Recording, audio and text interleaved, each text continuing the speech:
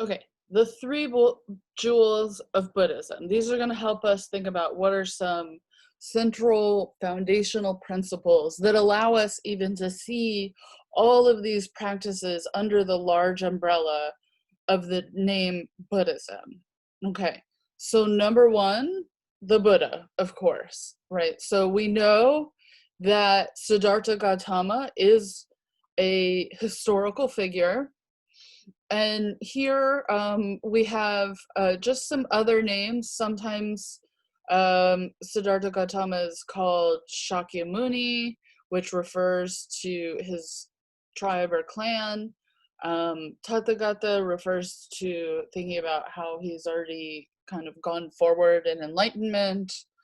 And centrally, he's the Buddha, right? So in Buddhism, we'll see how there's an idea of a Buddha in each age, the possibility of other people who are fully enlightened becoming a Buddha. But what we want to know for certain is that when we talk about the Buddha, that we mean the historical figure of Siddhartha Gautama. And so your textbook tells you the story of his life, that he is born into an upper caste, he's born into royalty, and he's protected from all kinds of everything that's bad, basically. And then he sees four sights, that he sees an old person, a sick person, a corpse, and a holy person, someone who's gone ahead and tried to move on the path of enlightenment. Okay, and so when he sees that person is someone doing yogas that are related to what we would think of as Hinduism, right? That Siddhartha is born into that world, and he's going to evaluate whether or not that is the correct way to reach enlightenment. Okay, and so he goes on this path in life.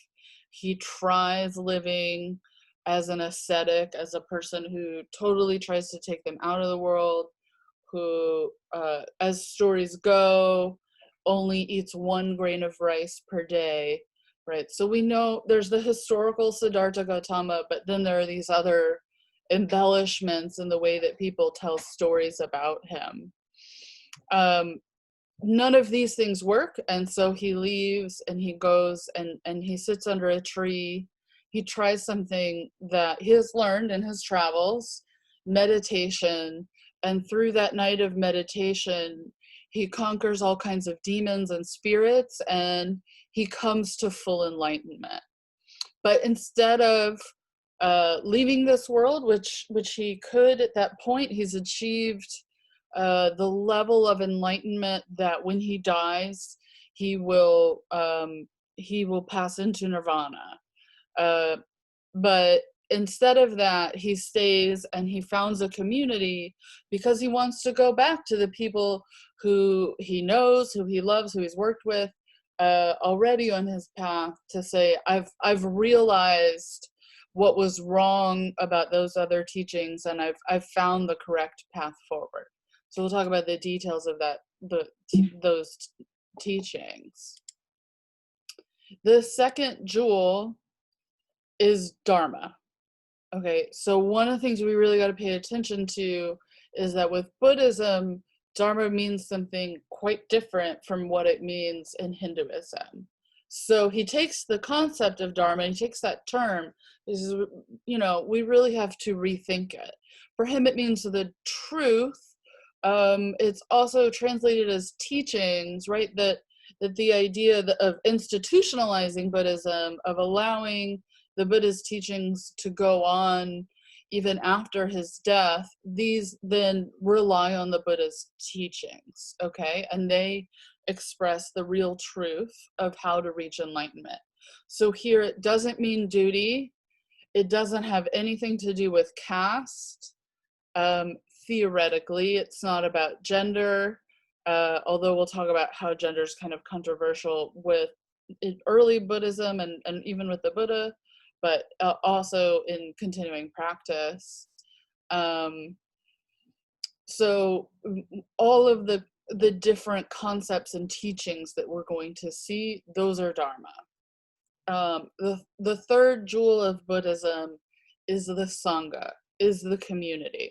Okay, so the first people who the Buddha sees and teaches, that's the first community. Okay, that it's just anytime people are together learning, thinking about the Buddha's teachings and working on their enlightenment, that's practice in the community. And we'll see that people who go and become monks or become nuns in Buddhism are dependent on lay people in Buddhism.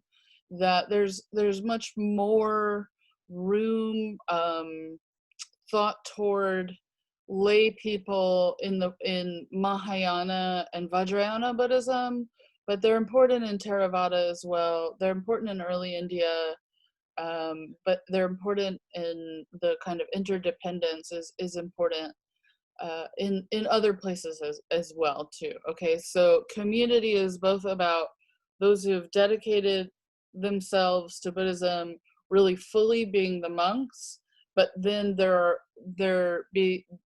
other ways of practicing as a Buddhist, of learning from monks' knowledge, uh, for increasing one's belief or ability to practice well, between lay people and monks and nuns.